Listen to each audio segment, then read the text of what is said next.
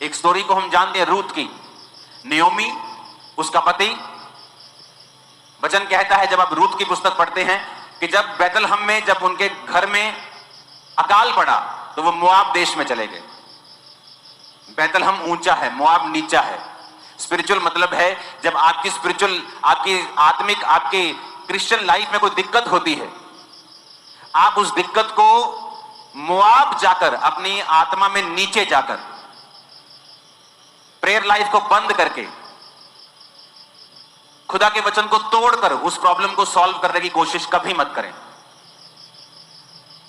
बैतलहम का मतलब है रोटी का घर। रोटी के घर में अकाल पड़ गया। कई बार आपकी क्रिश्चियन लाइफ में उल्टा हो जाता है। आप हीलिंग का प्रचार करते करते खुद बीमार हो जाते हैं।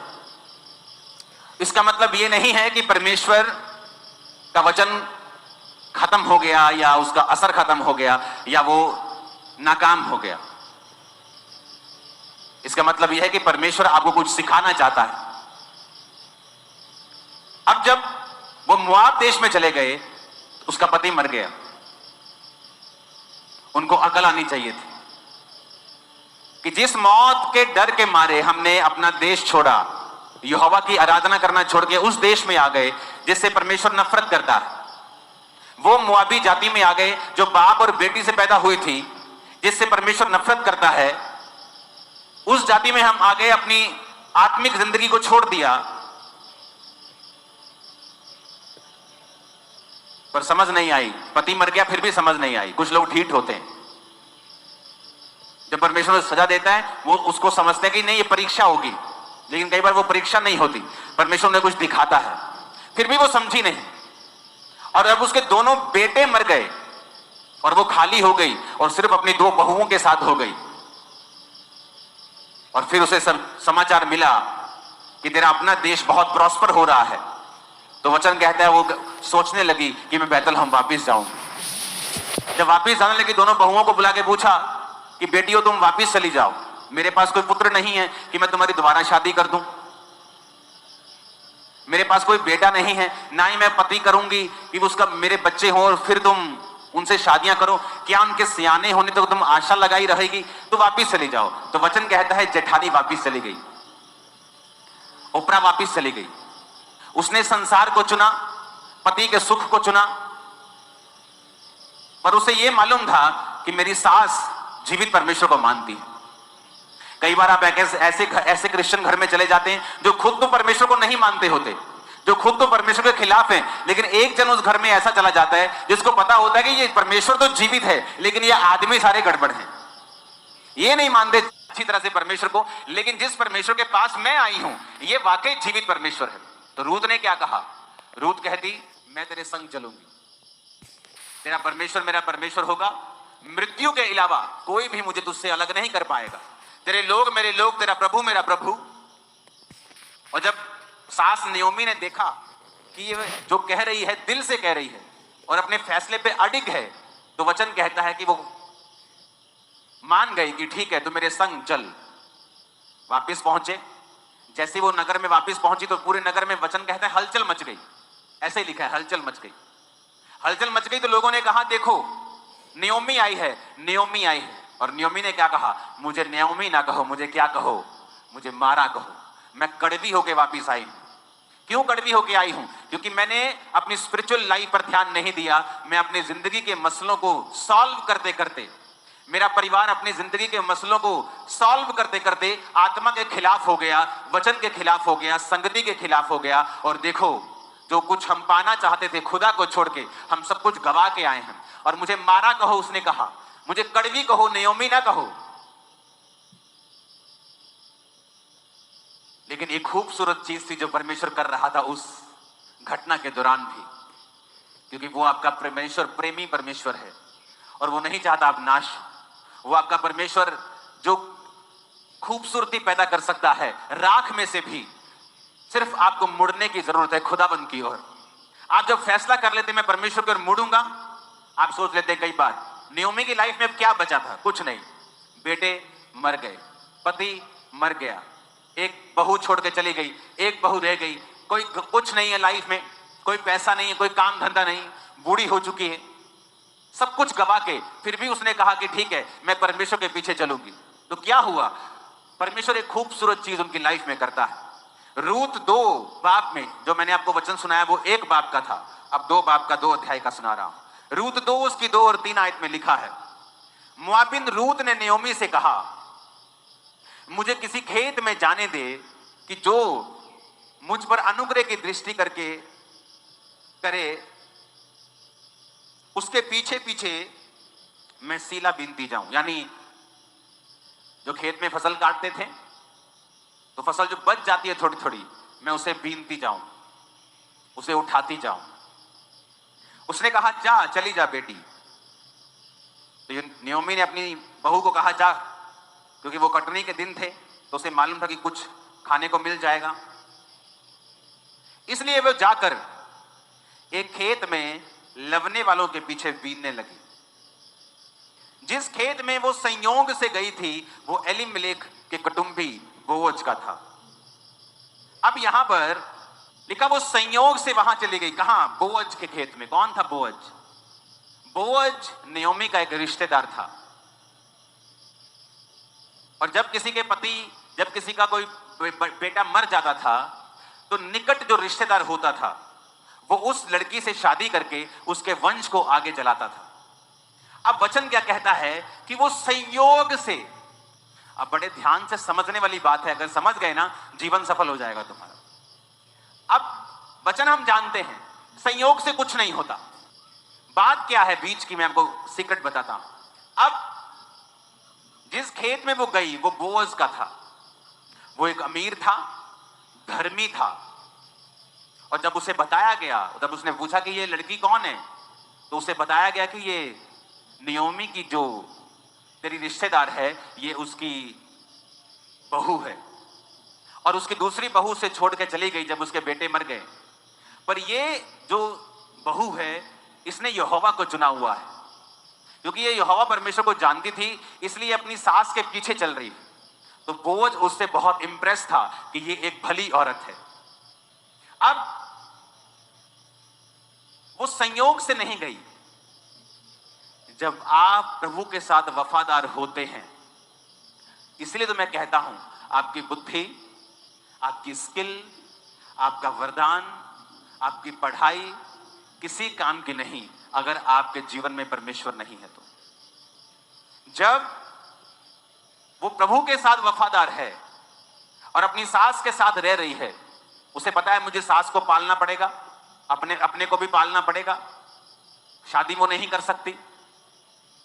अब यहां पे वो खुदा के साथ वफादार है। और देखो संयोग लिखा, बाय चांस, अगर आप इसे इब्रानी में पढ़ेंगे, बाय चांस, कि वो उस खेत में गई जो बोअज का था।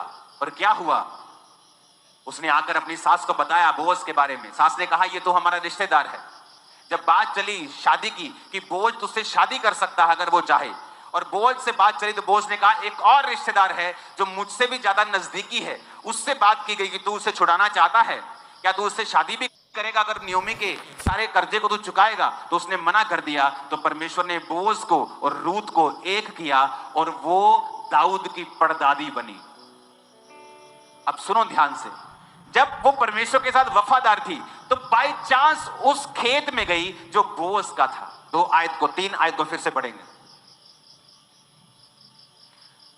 रूत ने नयोमी से कहा मुझे किसी खेत में जाने दे। 3 आयत को पढ़ेंगे। इसलिए वे जाकर एक खेत में लवने वालों के पीछे बीनने लगी। जिस खेत में वो संयोग से गई थी वो एलीमेलेक के कुटुंबी बोअज का था, उसी के रिश्तेदार का था। बड़ी ये छूने वाली बात है कि वो कुछ नहीं जानती, लेकिन वहां पहुंच गई जहां परमेश्वर की योजना थी। उसने ढूंढा नहीं, कोई एफर्ट नहीं किया आकर कि सबसे पहले मैं अपनी सास के रिश्तेदारों को ढूंढूं। ऐसे होते हैं शारीरिक लोग जो अपने लाइफ की हर प्रॉब्लम का हल शारीरिक रूप से करना चाहते हैं कि चलो आते ही बोले सास तेरे रिश्तेदार कौन है बता, अच्छा ये तेरा रिश्तेदार, अच्छा ठीक है मैं हूं जाननी है, तैयार हो गए थे। वो तैयार होके वहां जा रही है कि उसकी निगाह मेरे पे पड़ जाए, मेरी शादी हो जाए। और मैंने देखा है ऐसे लोग विश्वासी भी हैं और हर लाइफ थोड़े थोड़े दिनों के बाद, थोड़े थोड़े महीनों के बाद वो अपनी लाइफ में डिसअपॉइंट होते हैं, निराश होते रहते हैं। ओ अभी भी मेरी बात नहीं बनी, ओ अभी भी मेरे जीवन में यह काम नहीं हुआ। क्योंकि आप जो कुछ भी कर रहे हैं उसके पीछे शरीर का एफर्ट है, आत्मा का एफर्ट नहीं। अगर आप वचन पढ़ें तो वचन में लिखा है कि परमेश्वर ने कहा आदम का अकेला रहना ठीक नहीं। आदम ने नहीं कहा हाय हाय मैं कल्ला ओए बचाओ मैनू प्रभु जी, ओ प्रभु जी कुछ करो, जी कर दे क्यों नहीं पे कुछ। उसने कुछ नहीं कहा, वो अपने काम में बिजी है। खुदा ने जो काम दिया बिजी है। शाम को परमेश्वर आ रहा है, उसके साथ बात कर रहा है। सुबह वो अपनी अदन के बाग में बिजी है। प्रभु देख रहे हैं यार इसका कोई संगी चाहिए। आदम ने कुछ नहीं कहा, खुदा ने कहा। लेकिन आज का आदम क्या कर रहा है? वो परमेश्वर को बता रहा है तुझे मेरे जीवन में ऐसा करना चाहिए था, तुझे मेरे जीवन में ऐसा करना चाहिए। इमेजिन करो जब रूत वहां गई और सबसे पहले ढूंढती, अच्छा रिश्तेदार बता, सास तू मम्मी अपने रिश्तेदार बता कौन है जो मुझसे शादी कर सकता है। बेटा ये रिश्तेदार है, ये बोझ भी है, अच्छा ठीक है। मैं तैयार होके जाती हूँ, फुल तैयार होके जा रही, फुल परफ्यूम शर्फ्यूम कपड़े शपड़े डाल के फुल तैयार होकर ही करके आगे आगे जा रही है उसकी। यदि निगाह मेरे पे पै जाए तो मेरा ब्याह हो जाए। कभी भी बोझ की शादी उससे नहीं होती। अगर आप शरीर में उत्साहित हैं, ओ मेरी शादी, ओ मैंने देखे ऐसे लोग मसीह जीवन में क्रिश्चियन होते हुए भी उनको इतना ज्यादा है हाय हाय मेरा ब्याह, हाय मेरा वीजा, और जितना वो हाय हाय करते हैं उतना वो लेट होता है, और अगर हो जाए उतना ही अनफ्रूटफुल होता है। कितने मेरी बात को समझ रहे हैं? वहां पे जो पोजीशन देखो, पोजीशन समझनी बहुत जरूरी है। यहां स्पिरिचुअल पोजीशन, स्पिरिचुअल मैं कहां खड़ा हूंगा और मुझे कहां खड़े रहना है। ये सड़क पे से परमेश्वर जा रहे हैं और उस 12 साल की लहू बहने वाली औरत को चंगियाई चाहिए, तो वो यहां खड़ी होगी कि वो पिछले सड़क में खड़ी होगी? बोलो, यहीं खड़ी होगी कि नहीं?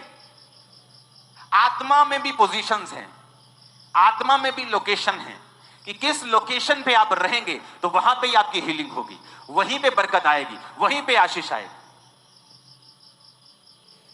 अब रूत का ध्यान नहीं है शादी करने में, उसका ध्यान यह है कि जो कुछ हो गया ठीक है, मैं प्रार्थना करूंगी, सास के साथ रहूंगी, काम करूंगी, बस परमेश्वर मुझे मिल गया काफी है। यह उसकी लाइफ का मुद्दा बन चुका है। अगर नहीं होता तो आप जानते हैं जिस दिन वो सीला बीनने के लिए यानी फसल बीनने के लिए वहां पे गई, वो एक आम लेबरर थी, आम मजदूरों की तरह वहां पे गई थी। क्यों?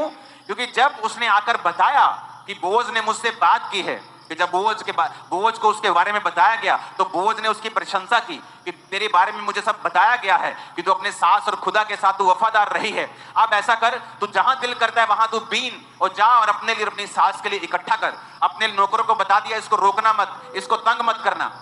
उसने कहा जहां से ये लोग पानी पीते हैं तुम भी वहीं से पानी पीना, और जब ये लोग खाना खाते तुम वही खाना। उसको फेवर दिया उसने, बोअज ने, जब उसको मालूम हुआ कि ये वफादार है। और उसने घर आके बताया कि मैं 22 लीटर आज अनाज लेके आई हूं। 22 लीटर अनाज उसको मिला एक दिन में। अगर वो 10-15 दिन भी लगातार जाती तो पूरे साल का अनाज इकट्ठा कर लेती। तो सास खुश थी, तो उसने सास को बताया कि मुझे बोअज मिला, और सास को मालूम था बोअज कौन है। तो उसने कहा बेटी अब तू जाएगी तो स्नान करके और तेल लगा के तैयार होके जा। इसका मतलब जब वो पहली बार गई थी तो एक लेबरर की तरह, एक आम मजदूर की तरह वो गई। उसके दिल में कुछ नहीं था, और जिस खेत में वो गई थी उसे मालूम भी नहीं था वो कौन सा खेत है। कितने मेरी बात को समझ रहे हैं? उसे मालूम नहीं था। लेकिन जब आप खुदा के साथ वफादार होते हैं, इस आयत को घरों में लिख के लगा लो, वो ऐसे इवेंट्स करेगा आपके साथ जो आपने अरेंज नहीं किए होंगे पर खुदा ने किए होंगे, और वो इवेंट्स आपकी लाइफ को सदा के लिए पूरी तरह से बदल के रख देंगे। सदा के लिए, सदा के लिए मैं आपको बता रहा हूं।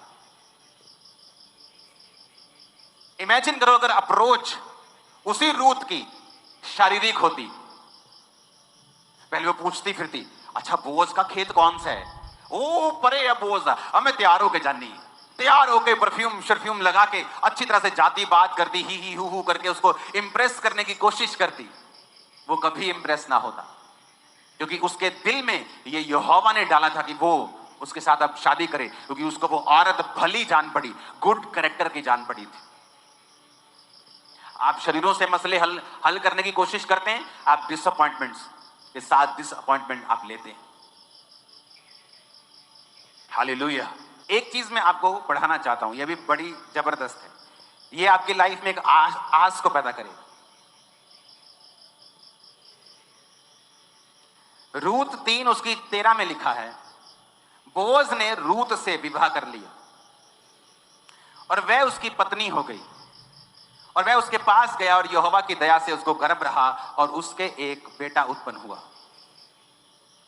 स्त्रियों ने नयोमी से कहा, यहोवा धन्य है जिसने तुझे आज छुड़ाने वाले रिश्तेदार के बिना नहीं छोड़ा, इज़राइल में इसका बड़ा नाम हो। ये तेरे जी में जी लेने आने वाला, तेरे बुढ़ापे में पालने वाला हो, क्योंकि तेरी बहू जो तुझसे प्रेम रखती और 7 बेटों से भी तेरे लिए श्रेष्ठ है, उसी का ये बेटा है।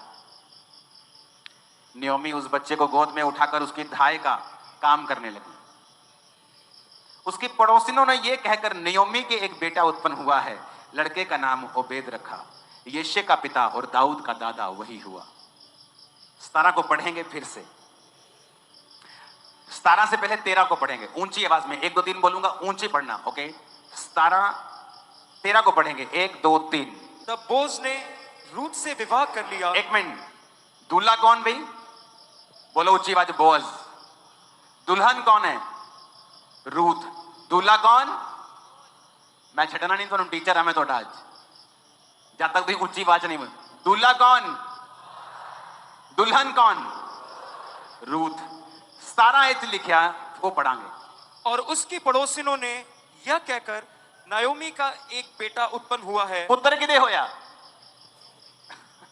बेटा किसका? किसको बोल रहे? बेटा किसके हुआ? पर बेटा किसके हुआ था? रूत के। 13 आयत को फिर से पढ़ेंगे। बोअज ने रूत से विवाह कर लिया और उसकी पत्नी वो हो गई। यहोवा की दया से उसको गर्भ रहा और उसके बेटा उत्पन्न हुआ। पर वो बेटा कहलाया किसका? नयोमी का। क्यों? क्योंकि परमेश्वर ने जो नयोमी से छीन लिया था उसको वापस कर दिया।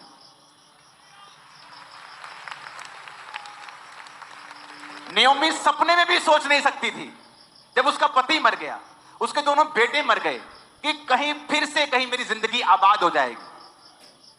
अब सामने डिसीजन ले लिया कि मैं यहोवा के साथ वफादार रहूंगी। अब जो हो गया, चलो अपनी जिंदगी बिताते हैं। पर मैं आपको फिर से बताता हूं, परमेश्वर आपकी राख जैसी जिंदगी में से भी एक खूबसूरत जिंदगी पैदा कर सकता है, जो आपकी सोच समझ से परे होगी। आपको वफादार रहना पड़ेगा। वफादार, वो वाला वफादार नहीं, अगर 7 हफ्तों में आशीष नहीं मिली तो कहीं और चली जाऊं। बच्चा रूत के हुआ, पड़ोसन कहती तेरे हुआ नयोमी, तेरे पुत्र हुआ, ओबेद नाम रखा। यिशै का डैडी और दाऊद का दादा वही हुआ। क्यों कहा? परमेश्वर जानते हैं। उसका बेटा, वो उसकी धाय का काम करने लगी, उसकी दाई बन गई। वो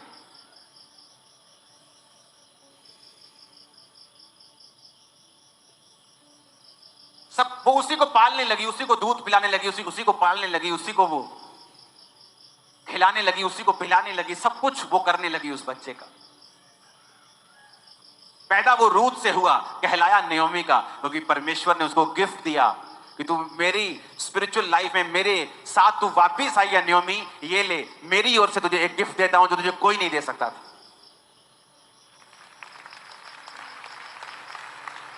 अब नयोमी का एक बेटे समान रिश्तेदार था बोअज। 7 बेटों से भी उत्तम एक बहू थी रूत, और एक ओबेद नाम का एक बच्चा भी था जो उसका कहलाया। परिवार हो गया कि नहीं पूरा?